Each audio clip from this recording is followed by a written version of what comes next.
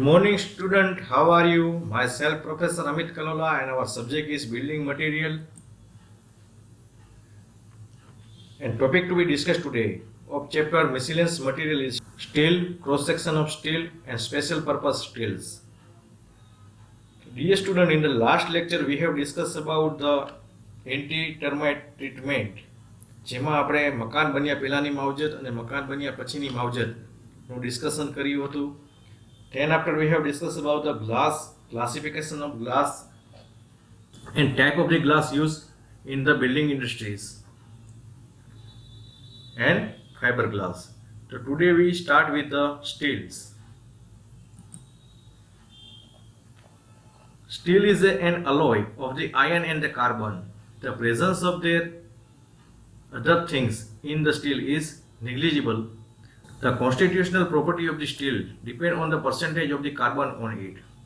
That's why it's classified as low carbon steel, medium carbon steel and high carbon steel. To start with the low carbon steel, this steel is also called the mild steel or the soft steel. This steel has a carbon content of 0.05 to 0.25%. This steel is soft and ductile. Its tensile strength increases as the amount of the carbon in it increase. Sheet metal, boiler plates, structure steel, rails, galvanized sheet, axle, shaft, cylinder, etc. are made of it. Steel છે એ લોખંડ અને કાર્બનની મિશ્ર ધાતુઓ છે. સ્ટીલમાં અન્ય બાબતોની હાજરી નહીવત જેવી હોય છે અને સ્ટીલના બંધારણીય ગુણધર્મો તેમાં રહેલા કાર્બનની ટકાવારી ઉપર આધાર રાખે છે. તેમાં આપણે લો કાર્બન સ્ટીલની પ્રથમ ચર્ચા કરીએ કે આ સ્ટીલને આપણે માઇલ્ડ સ્ટીલ અથવા તો સોફ્ટ સ્ટીલ પણ કહેવામાં આવે છે. આ સ્ટીલમાં કાર્બનનું પ્રમાણ 0.05 થી 0.25% જેટલું હોય છે. આ સ્ટીલ એકદમ પોચું હોય છે, ટીપી પણ શકાય છે, ડક્ટાઇલ હોય છે. તેનું તાણ સામર્થ્ય તેમાં રહેલા કાર્બનનું પ્રમાણ જેમ વધે તેમ વધતું જાય છે. આ સ્ટીલમાંથી sheet metals, boiler plates, structure steel, rails, galvanise sheets, axle, shaft અને સિલિન્ડર વગેરે બનાવવામાં આવે છે. Next is the medium carbon steel. This steel has a carbon content of 0.35 to 0.5%. Its tensile strength is higher. This steel is used to make the machine parts, gun parts, railway axles, die, turbine, disc. Medium carbon steel છે. આ સ્ટીલમાં કાર્બનનું પ્રમાણ છે તે 0.35 થી 0.5% જેટલું હોય છે. તેનું તાણ સામર્થ્ય વધુ હોય છે. આ સ્ટીલમાંથી યંત્રોના ભાગો છે, બંદૂકના ભાગો છે, ગનના પાર્ટ્સ છે, રેલવેની એક્સેલ્સ છે, ડાય, ટર્બાઇન, ડિસ્ક વગેરે બનાવવામાં આવે છે. Now next is the high carbon steel. This steel has a carbon content of the 0.5 to 1.5%. It is durable and hard.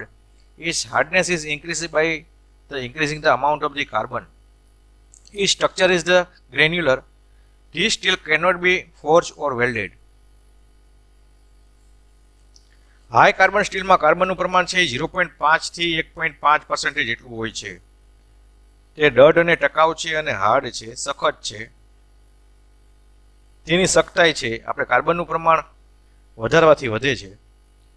તેનું સ્ટ્રક્ચર છે દાણાદાર હોય છે. આ સ્ટીલને આપણે ફોર્જ કરી શકાતું નથી કે વેલ્ડિંગ પણ કરી શકાતું નથી. It can be made a magnet. This steel can be withstand shock and the shaking.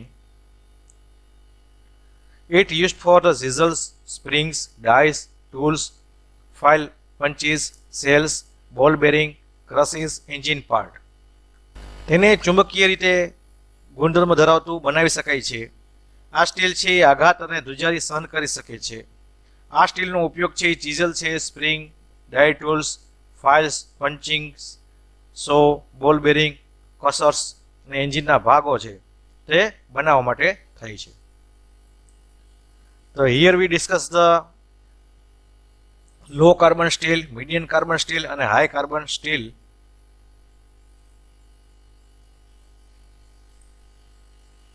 Now the next topic is cross section of steels. સ્ટીલના વિવિધ આડછેદો. તો તેમાં આપણે પહેલું પાર્ટ આવે છે તે beam. It is cross sectional beam and it is the designation is Indian standard junior beam ISJB.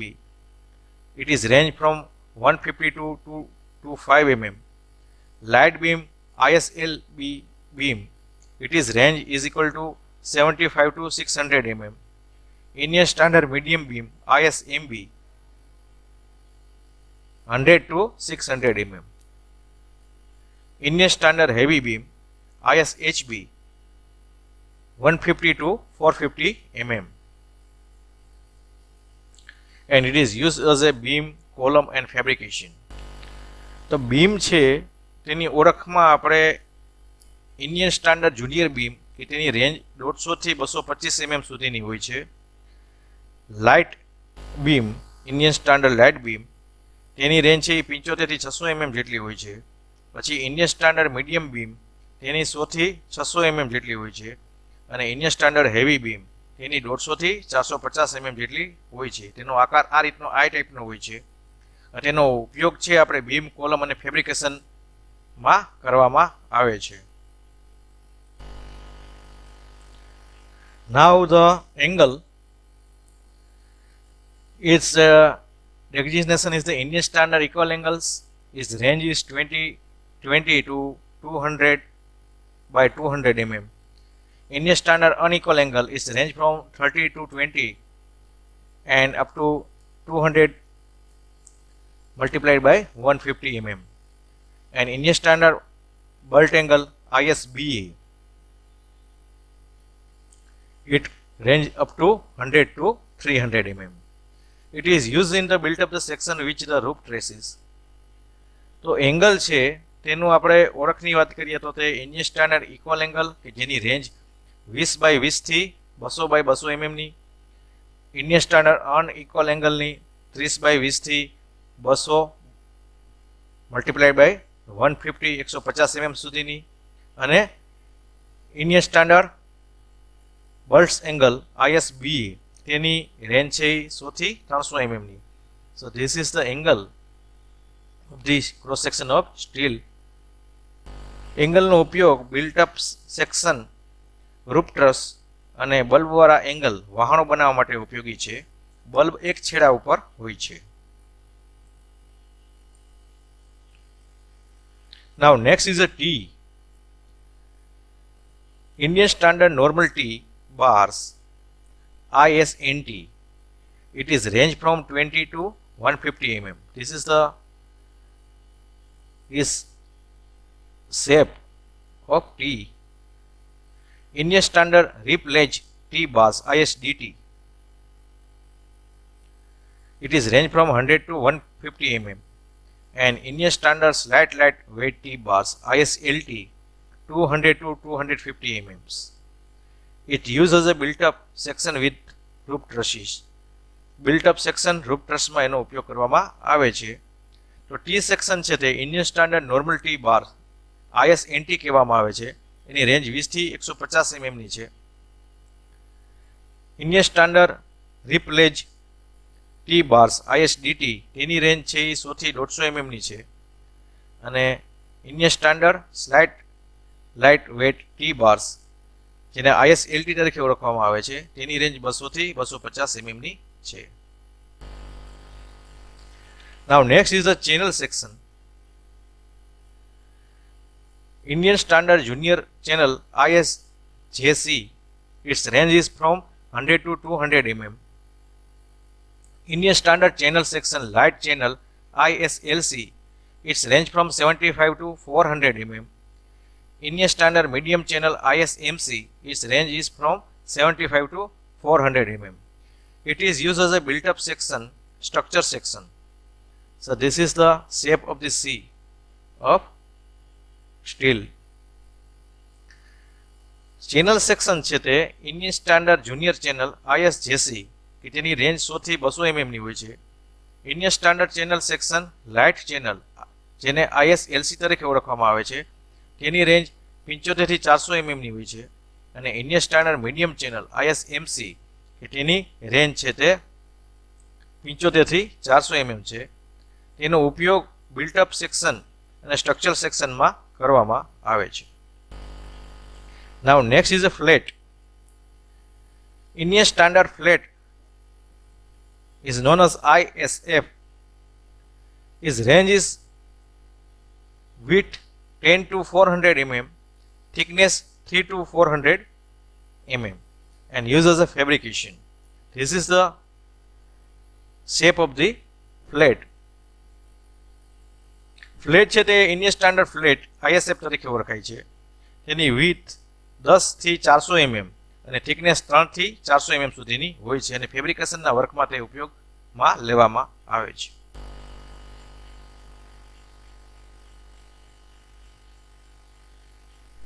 Next is the bars. એને ગુજરાતીમાં આપણે સરિયા તરીકે ઓળખીએ છીએ. તો તેના આપણે Indian standard round bars, it's called is ISRO. Its range is from 5 to 250 mm. It is look like this and used in the reinforcement. Indian standard square bars ISSQ. Its range from 5 to 250 mm. This is a square bars. It is solid or hollow. And the deformed bars. Here we see is it is used in the normal construction as a reinforcement from 6 to 50 mm in general practice. So here the bars, the Indian standard round bars, જેને આપણે ISRO તરીકે ઓળખીએ છીએ, તેની range 5 થી 250 mm સુધીની હોય છે અને તેનો રેન્ફોર્સમેન્ટ તરીકે આપણે ઉપયોગ કરીએ છીએ. Here is Indian standard square bars, તેની રેન્જ 5 to 250 mm સુધીની હોય છે, જેને આપણે ISSQ તરીકે ઓળખીએ છીએ. હિયર તે સોલિડ અને હોલો બે ટાઈપના હોય છે. અને ડિફોર્મ બાર્સ કે જેની રેન્જ 6 થી 50 mm સુધીની હોય છે અને આપણે reinforcement general reinforcement beam, column, slab, footing, ફાઉન્ડેશનમાં આપણે વાપરીએ છીએ. Now next topic is the deformed bars. Deformed bars, it is the prepared by the cold process. The bar is a twist or the surface is shaped by the ribs. Yield strength is more than 50% due to its cold process. This bar does not need to hook or more bones remain due to the deformed surface. Its strength less than 20 mm diameter is. Mild steel bars has 140 Newton per mm square and for deformed bar is 230 Newton per mm square. વિરૂપિત સરિયા કહેવામાં આવે છે, twisted બાર કહેવામાં આવે છે. Cold પ્રોસેસથી તૈયાર કરવામાં આવે છે. સળિયાને આમળવામાં આવે છે અથવા તો સપાટી પર રિબ્સ કે લક્સ દ્વારા વિરૂપિત કરવામાં આવે છે. કોલ્ડ પ્રોસેસને કારણે યલ સ્ટ્રેન્થ છે એ 50% વધુ હોય છે અને વિરૂપિત સપાટીને કારણે વધુ બોન્ડ અને સ્ટ્રેન્થ મળતી હોવાથી આ સળિયાને હુક કરવાની ખાસ જરૂર રહેતી નથી. હવે 20 mm થી ઓછા વ્યાસ ધરાવતા બાર્સ માટે તેની સ્ટ્રેન્થ ન્યૂટન પર mm સ્ક્વેરમાં, ધારો કે માઇલ્ડ સ્ટીલ સળિયા હોય તો 140 ન્યૂટન પર mm સ્ક્વેર અને ડિફોર્મ્ડ બાર એટલે કે વિરૂપિત સળિયા હોય તો 230 ન્યૂટન પર mm સ્ક્વેર જેટલી હોય છે. Now the benefit of the deformed bars, એટલે કે વિરૂપિત સળિયાના લાભો. It is the less transportation cost, easy to fit in the form, saving in the labor cost, no need to bend the end, more safety, less lap length required and 50% more strength.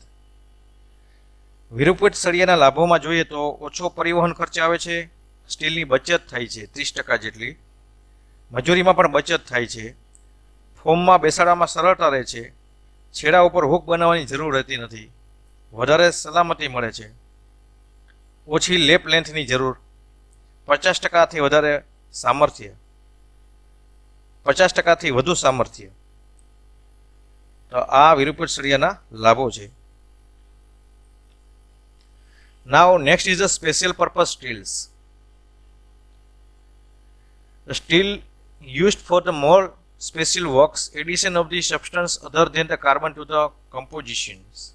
Use for the special work is done in its quality. Such a substance can be considered as the chromium, vanadium, manganese and tungsten. ખાસ કામો માટે ઉપયોગમાં લેવાતા સ્ટીલના બંધારણમાં carbon ઉપરાંત અન્ય પદાર્થો ઉમેરવાથી તેના ગુણધર્મો સુધારવામાં આવે છે. આવા પદાર્થોમાં નિકલ, ક્રોમિયમ, વેનેડિયમ, મેંગેનીઝ અને ટંગસ્ટન આપણે ઉપયોગમાં લઈએ છીએ. High tensile steel and high strain steel. The steel bar is heated to 1000 Celsius and cooled at the 500 Celsius temperature in a bath. These bars are made with the help of the dies of the gradually decreasing size from the cold process, so their tensile strength is higher. For this reason, the weight of the structure is decreased. These bars are used in the present concrete structure. This steel has a carbon content of less than 0.15% and this steel is a brittle. High tensile steel અથવા તો high strain steel ના સળિયાને 1000 degree Celsius તાપમાને તપાવવામાં આવે છે અને પછી તેને 5000 Celsius degree temperature સુધી ઠંડા પાડવામાં આવે છે.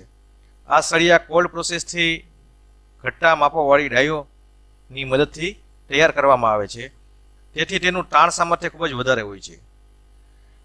તે કારણે હિસાબે તેનું વજન પણ ઘટે છે, તેની સંરચનાનું વજન ઘટે છે અને પ્રિસ્ટેજ કોન્ક્રીટની સંરચનામાં આ સળિયાનો ઉપયોગ કરવામાં આવે છે. આ સ્ટીલમાં કાર્બનનું પ્રમાણ 0.15%થી ઓછું હોય છે. માઇલ્ડ સ્ટીલની સરખામણીમાં આ સ્ટીલ છે એ બ્રિટલ છે તેમજ ઓછી તન્યતા ધરાવે છે. Next is the અલોય steel. Steel is the alloyed with the two or more metals to increase the strength, toughness, hardness, corrosion resistance, electric and thermal conductivity.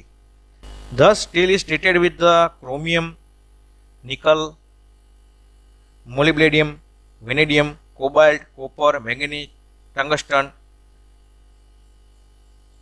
can be mixed with it. Alloy steel નું સામર્થ્ય, દૃઢતા, સખ્તાઈ અને corrosion સામે પ્રતિકાર, વિદ્યુત તથા thermal conductivity વધારવા માટે તેને 2 થી વધુ ધાતુઓ સાથે મિક્સિંગ કરવામાં આવે છે અને આ રીતે સ્ટીલને chromium, nickel, molybdenum, vanadium, cobalt, copper, manganese, tungsten વગેરે સાથે મિક્સિંગ કરવામાં આવે છે. Stainless steel with chromium. Stainless steel chromium સાથે ક્રોમિયમ 16% ઓછું હોય તો if the chromium is less than 16%, steel can be machined. It not only brittle, it can be welded. It resists atmospheric condition. Heat treatment should be done. એટલે કે ક્રોમિયમની ટકાવારી 16%થી ઓછી હોય તો સ્ટીલને આપણે મશીનિંગ કરી શકાય છે. સ્ટીલ વધુ પડતું બરડ પણ થતું નથી. સ્ટીલને વેલ્ડિંગ કરી શકાય છે. સ્ટીલ વાતાવરણનો સામનો કરી શકે છે. સ્ટીલને હીટ ટ્રીટમેન્ટ આપી શકાય છે.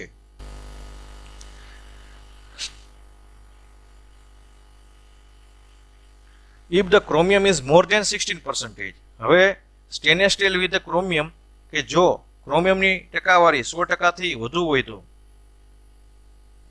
આપણે તેને હીટ ટ્રીટમેન્ટ આપી શકાતી નથી. It should be brittle. Steel cannot be forged. It can be welded. It resists the corrosion condition. If sufficient to make magnets, it is used as a ball bearing, spring, shaft, hardware fitting and household unsteels. ક્રોમિયમની 16%થી વધુ હોય તો તે સ્ટીલને આપણે heat treatment આપી શકાતા નથી. Steel બરડ બને છે. સ્ટીલને ફોર્જ પણ કરી શકાતું નથી. સ્ટીલને કોલ્ડ કરી શકાય છે. સ્ટીલને વેલ્ડ કરી શકાય છે. સ્ટીલને કોરોઝન પ્રતિકારક બનાવી શકાય છે અને મેગ્નેટવાળું બનાવવા માટે પૂરતો જ હોય તો ફોર્જ કરી શકાય છે, ડ્રડ કરી શકાય છે, રોલિંગ કરી શકાય છે અને વેલ્ડિંગ પણ કરી શકાય છે. અને તેનો ઉપયોગ આપણે કરીએ તો બોલ બેરિંગમાં, સ્પ્રિંગમાં, શાફ્ટમાં, હાર્ડવેર ફિટિંગ્સમાં અને ઘરગથ્થુ વાસણો બનાવવા માટે કરી શકાય છે. તો આ સ્ટેનલેસ સ્ટીલ ક્રોમિયમ સાથે કે જેમાં ક્રોમિયમની 16%થી ઓછું હોય અને ક્રોમિયમ 16%થી વધારે હોય અને મેગ્નેટવાળું બનાવવું હોય તો કઈ રીતે આપણે એનો ઉપયોગ થઈ શકે તેનું ડિસ્કશન કર્યું. Now next is the nickel steel. It is the hard, durable, strong, corrosion resistance, and it uses the parts of the aeroplane, parts of the automobiles, boiler plates and bearing. Vanadium steels, it is the strong, ductile, elastic, hard and shock resistance, and it uses spring, engine frame and shaft. તો nickel steel છે તે સખત છે, ટકાઉ છે, દૃઢ છે, મજબૂત છે અને કાટ પ્રતિરોધક છે. અને તેનો ઉપયોગ છે આપણે એરોપ્લેનના ભાગો છે, ઓટોમોબાઈલ્સના ભાગો છે, બોલરની પ્લેટ્સ છે અને બેરિંગ્સ બનાવવા માટે થાય છે. વેનેડિયમ સ્ટીલ તે મજબૂત છે, ડક્ટાઇલ છે, ઇલાસ્ટિક છે, સખત છે અને આઘાત સહી શકે છે. તેનો ઉપયોગ છે આપણે સ્પ્રિંગ છે, એન્જિન ફ્રેમ છે, શાફ્ટ વગેરે બનાવવા માટે કરીએ છીએ. Next is the manganese steel, high quality electric insulator, non-magnetic, hard and durable, and it uses the caps, well, point and crossing and parts of the machinery. Chrome steel is the high elastic limit, shock tolerant, friction tolerant, high tensile strength and heat resistance. It is used as the roller, cutting tool, files, blades and permanent magnet. Manganese steel છે તે ઉચ્ચ પ્રકારનું વિદ્યુત અવરોધક છે, non magnetic છે, સખત છે, દૃઢ છે અને ટકાઉ છે. તેનો ઉપયોગ છે કેપ, પૈડા, પોઈન્ટ્સ અને ક્રોસિંગ અને યંત્રોના ભાગો બનાવવા માટે થાય છે. ક્રોમ સ્ટીલ તે ઉચ્ચ ઇલાસ્ટિક લિમિટ છે, આઘાત સહન કરી શકે તેવું છે, ઘર્ષણ સહી શકે તેવું છે, વધુ તાણ સામર્થ્ય ધરાવે છે, ગરમીનો પ્રતિરોધક છે અને તેનો ઉપયોગની વાત કરીએ તો તે બેરિંગના રોલર્સ છે, કટિંગ ટૂલ્સ છે, ફાઇલ્સ છે, બ્લેડ્સ છે અને કાયમી મેગ્નેટ બનાવવા માટે કરીએ છીએ. Now next is the chrome tungsten steel. It is the hard, good cutting power and it is used as a piston, cutting tool and it is used as a cutting tool and magnet. Chrome tungsten steel છે તે સખત છે અને સારો cutting power ધરાવે છે અને તેનો ઉપયોગ છે એ કટિંગ ટૂલમાં અને મેગ્નેટ બનાવવા માટે થાય છે. Chrome vanadium steel ductile, can be easily worked, can be welded, more strength and it is used as a piston, spring and engine parts. Chrome vanadium steel છે તે ડક્ટાઇલ છે, સરળતાથી તેના પર વર્ક થઈ શકે છે, વેલ્ડિંગ કરી શકાય છે ને વધુ સામર્થ્ય ધરાવતું સ્ટીલ છે. એનો ઉપયોગ છે એ પિસ્ટન બનાવવા માટે, સ્પ્રિંગ બનાવવા માટે, એન્જિનના પાર્ટ્સ બનાવવા માટે થાય છે. Thank you student. Today we discuss about the steel અને તેના બંધારણીય ગુણધર્મો. કાર્બનની ટકાવારી મુજબ આપણે ડિસ્કસ કર્યું કે low carbon steel, medium carbon steel અને high carbon steel. Then after we have discussed about the various cross section of the steel, beam, angle, T-section, channel section, flat and bars. And we have and also discussed the deform bars and the twist bar and special steels જેમાં આપણે high tensile steel, high strength steel, અલોય steel, stainless steel with chromium જેમાં આપણે ક્રોમિયમની 100%થી ઓછી ટકાવારી હોય અને ક્રોમિયમની 100%થી વધુ ટકાવારી હોય, તેમજ nickel steel, vanadium steel, manganese steel, chrome steel, chrome tungsten steel અને ક્રોમ વેનેડિયમ સ્ટીલનું આપણે ડિસ્કશન કર્યું અને તેનો ક્યાં ઉપયોગ થાય છે તે આપણે સમજ્યા. Thank you students.